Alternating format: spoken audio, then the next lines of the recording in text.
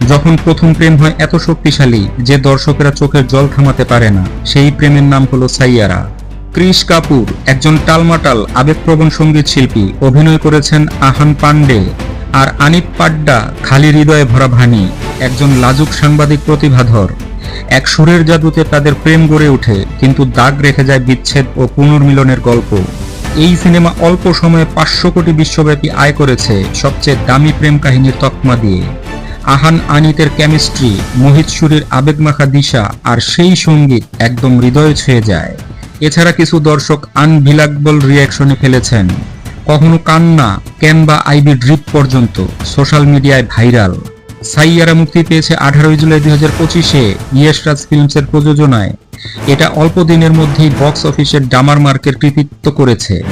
তাই এখনই সাবস্ক্রাইব করো, বেল বাজাও আর শেয়ার করো, যাতে এই প্রেমের সুর কেউ মিস না করে।